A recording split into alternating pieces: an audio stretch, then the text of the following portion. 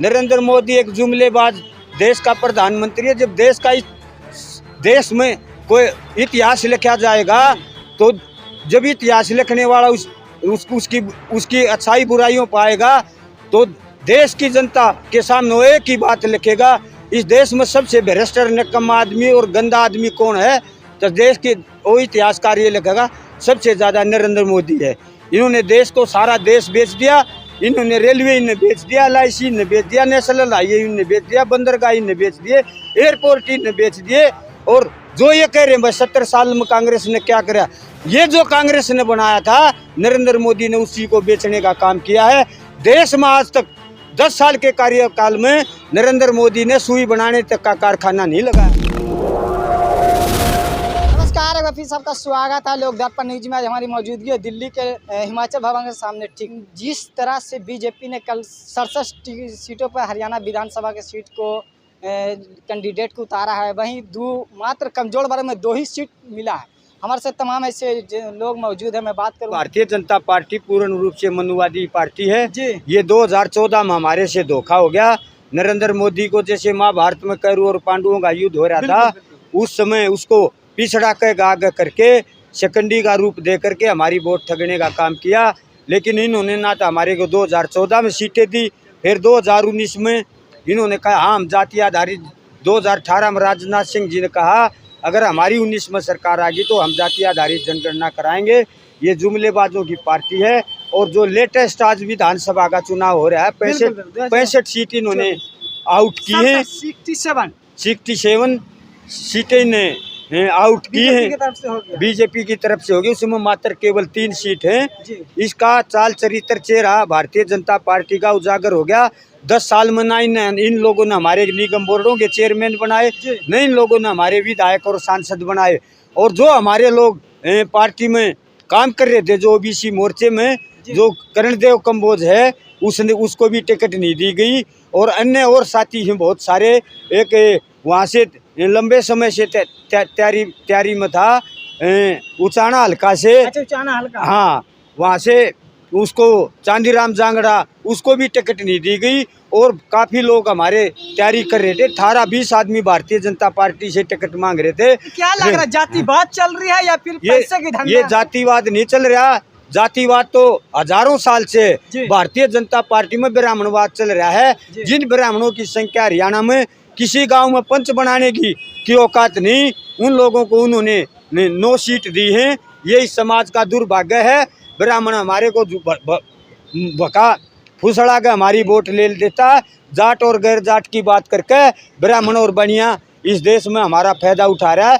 जाट और गैर जाट के मुद्दे से कमजोर पिछड़ी जातियों का सबसे ज्यादा नुकसान है। क्या लग रहा है कांग्रेस का अभी बाकी है? कांग्रेस जिस तरह से अभी प्रत्याशी को किसी को भी टिकट अभी फाइनल नहीं हुआ, क्या उम्मीद है कांग्रेस से भी अभी भी उम्मीद है? देखिए हमारा सत्तानीय नेताओं पर भरोसा नहीं है। सत्तानीय नेता कांग्रेस में भी जो सत्तानीय नेता हैं वो भाई भतीजावाद, परिवारवाद, इलाकावाद, क्षेत्रवाद, जातिवाद फैला रहे हैं। वो लोग भी नहीं चाहते ये कमजोर पिछड़ी जातियों के लोग विधायक और MP बनकर लोकसभा और विधानसभा में जाएं। लेकिन हमने राहुल गांधी ने जो सामाजिक न्याय की बात करी है, राहुल गांधी की नीतियों पर भरोसा है। और हरियाणा के जो दीपक बावरिया जी प्रभारी हैं उस पर भरोसा है। कांग्रेस की आला कमान नेताओं पर भरोसा है। सत्तानीय नेताओं पर हमारा कोई भरोसा नहीं है। सत्तानीय नेता जातिवाद से बाहर नहीं निकल रहे। सत्तानीय नेताओं पर अगर हमने भरोसा है तो बहन कुमारी शैलजा पर भरोसा है। अगर कांग्रेस बहन कुमारी शैलजा को आगे करके चुनाव लड़ती है, उसके चेहरे को आगे करके चुनाव लड़ती है, तो हरियाणा में 75 सीट आएंगी। और जा किसी और आदमी को आगे करके लिख रही है जो हरियाणा प्रदेश में पहले से बदनाम हैं, जातिवाद के नाम से, परिवारवाद के नाम से, इलाका क्षेत्रवाद के नाम से, जब उन लोगों को कांग्रेस आगे करके चुनाव लड़ती है तो कांग्रेस का नुकसान होगा। और कुमारी शैलजा को आगे करके चुनाव लड़ती है कांग्रेस, तो कांग्रेस की 75 सीट हरियाणा में आएंगी। क्या लग रहा है चाचा, आप कुमारी शैलजा को समर्थन चाहते हैं कि मुख्यमंत्री बने? इस देश में हरियाणा प्रदेश में 35% आबादी कुम्हार, लुहार, खाती, नाई, झीमर, जोगी, बिरागी, तेली, धोबी, मनियार, सुनार, भाट, गडरिया, कंबोज, छिपी, भड़भुजा, मलानी, सात, खेवट, इन जातियों की 35% आबादी है। और ये देख रहे हैं भाई कांग्रेस अगर बहन कुमारी शैलजा को आगे करती है तो हम तमाम अति पिछड़ी जातियां बहन कुमारी शैलजा के साथ लग के, और प्लस 20% दलितों की आबादी है हमारी, 35 और 20 55% आबादी है। और जो कांग्रेस में जो खानदानी कांग्रेसी हैं, चाहे वो ब्राह्मण हैं, चाहे बनिए हैं, चाहे राजपूत हैं, और चाहे पंजाबी हैं, और चाहे अन्य और जातियां हैं, चाहे हीर हैं, चाहे गुजर हैं, सैनी हैं, जो कांग्रेस का वोटर है वो ये चाह रहा है ओ भाई कुमारी शैलजा को आगे करके हरियाणा प्रदेश का उसको मुख्यमंत्री का चेहरा प्रस्तुत किया जाए। और जो लोग पहले से हरियाणा प्रदेश में गंद फैला रहे थे उन लोगों को अगर कांग्रेस आगे करती है तो हरियाणा प्रदेश में कांग्रेस घाटे में रहेगी। शैलजा को आगे करती है तो हरियाणा में सरकार बनेगी। तो क्या लग रहा है टिकट में जिस तरह से बीजेपी ने घोषित कर दिया 67 सीट पे, अभी भी कुछ सीट बाकी है 23 सीट, तो क्या अभी भी उम्मीद है आपको? बीजेपी से कोई उम्मीद, बीजेपी से कोई किसी प्रकार की उम्मीद नहीं है। तमाम ये 35% आबादी 2014 में नरेंद्र मोदी ने, बीजेपी ने जो नारा दिया था, आरएसएस ने नारा दिया था, ये पिछड़ा है, उन जातियों ने देख लिया भाई ये पिछड़ा नहीं, ये फर्जी पिछड़ा है। ये मैंने पहले भी बताया, सेकेंडरी के रूप में आगे खड़ा करके इन हमारी वोट हड़पने का काम किया। और नरेंद्र मोदी ने अति पिछड़ी जातियों के लिए हमने इस उम्मीद से दिया था भाई ये जाति आधारित जनगणना करा के इस देश में जो कमज़ोर पिछड़ी जातियां उनका पॉलिटिकल कोटा लागू करेगा, आबादी के अनुपात से देश के संसाधनों में हिस्सेदारी देगा। लेकिन उन्होंने एक भी काम हमारे लिए नहीं किया। आज अति पिछड़ी जातियां, जो राहुल गांधी ने जाति आधारित जनगणना का जो मामला मांग चल रही है, राहुल गांधी ने कहा है अगर हमारी सरकार बनी तो हम जाति आधारित जनगणना करा के इस देश में जिसकी संख्या भारी है उसको पॉलिटिकल कोटा लागू करेंगे और देश के संसाधनों में हिस्सेदारी देंगे। भारतीय जनता पार्टी की जहाँ पूर्ण ये तो ये अल्पमत की सरकार है, जहाँ पूर्ण बहुमत की सरकार हो देश में आ जाती, इस देश में न दलितों को जो हमारे को हजारों साल से अछूत बनाया गया वही हालात फिर हमारे मनुस्मृति का संविधान लागू करके बीजेपी इस देश में इन जातियों को हमेशा के लिए गुलाम बनाकर रखना चाहती थी।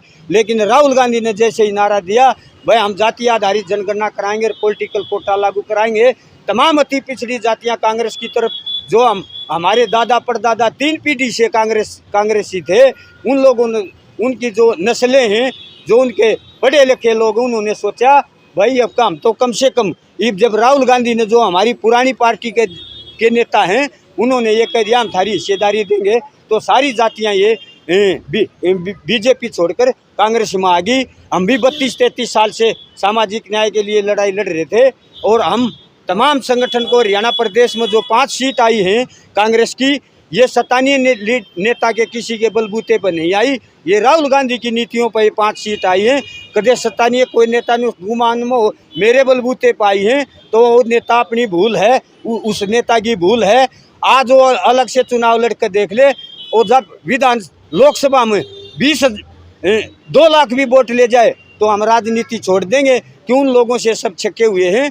जो स्थानीय नेता हैं वो परिवारवाद, जातिवाद, इलाकावाद और भाई भतीजावाद में घुसे हुए हैं और उन जातियों पर अत्याचार हुए हैं, इसलिए वो भारतीय जनता पार्टी में चली गई थी। लेकिन भारतीय जनता पार्टी ने सारे संविधान और लोकतंत्र को तहस नहस करने चाहती, इसलिए तमाम दलित पिछड़ी जातियां कांग्रेस की तरफ और बीजेपी की तरफ से लाल किला से नरेंद्र मोदी जी बताए थे 1 लाख ऐसे कमजोर लोग को राजनीतिक में एंट्री देंगे, जिसको कमजोर लोग, जिसका कोई है ही नहीं पॉलिटिक्स में। देखिए नरेंद्र मोदी एक जुमलेबाज देश का प्रधानमंत्री है। जब देश में कोई इतिहास लिखा जाएगा तो जब इतिहास लिखने वाला उसकी अच्छाई बुराइयों पाएगा तो देश की जनता के सामने एक ही बात लिखेगा, इस देश में सबसे भ्रष्ट निकम्मा आदमी और गंदा आदमी कौन है, तो देश के वो इतिहासकार ये लिखेगा सबसे ज़्यादा नरेंद्र मोदी है। इन्होंने देश को, सारा देश बेच दिया, इन्होंने रेलवे इन्हें बेच दिया, LIC इन्हें बेच दिया, नेशनल हाईवे इन्हें बेच दिया, बंदरगाह इन्हें बेच दिए, एयरपोर्ट इन्हें बेच दिए। और जो ये कह रहे हैं 70 साल में कांग्रेस ने क्या करा, ये जो कांग्रेस ने बनाया था नरेंद्र मोदी ने उसी को बेचने का काम किया है। देश में आज तक 10 साल के कार्यकाल में नरेंद्र मोदी ने सुई बनाने तक का कारखाना नहीं लगाया है। क्या उम्मीद है राहुल गांधी से? थोड़ा राहुल गांधी से हमने टोटल उम्मीद है। विधानसभा के क्षेत्र की बात करें, विधानसभा में टिकट के बारे में अति पिछड़ी जातियों को अगर कांग्रेस 16 टिकट देती है, स्थानीय नेता तो देना नहीं चाहते। बहन कुमारी शैलजा इस जीत में है, इनको 16 टिकटें मिले। क्यों? हमारी हरियाणा प्रदेश में 35% आबादी है, लेकिन स्थानीय नेता जो क्षेत्र नेता हैं वो नहीं चाहते इनके एमएलए एमपी बनकर विधानसभा लोकसभा में जाए। वो चाहते मेरी जाति के आदमी हो, मेरे ही परिवार के आदमी हो, वही विधानसभा में जाए, वही लोकसभा में जाए, वही निगम बोर्डों के चेयरमैन बने, वही गांव में सरपंच बने, वही जिला परिषद बने, सब कुछ वही बने। बाकी कुमार लुहार खाती नाई तेली धोबी मनियार कुछ ना बने, हमारे वोटर बने रहे। उन आदमियों ने आज तक इसीलिए हमारे को आगे नहीं आने दिया। एक और गठबंधन है जेजेपी और चंद्रशेखर जी का, वो तो वो गठबंधन नहीं, वो ठगबंधन है। ठीक, गठबंधन नहीं, वो ठगबंधन है। जो कांग्रेस है, कांग्रेस की सरकार हरियाणा में फुल बहुमत की बनेगी, कोई दुनिया की ताकत उसको रोक नहीं सकती। अगर टिकटों का सही वितरण हुआ, अति पिछड़ी जातियों को 16 टिकट मिली, तो कांग्रेस की सरकार बनेगी, फुल बहुमत से बनेगी। और बहन शैलजा जैसी नेता को आगे कराया तो 75 सीट हरियाणा प्रदेश में कांग्रेस की आएंगी।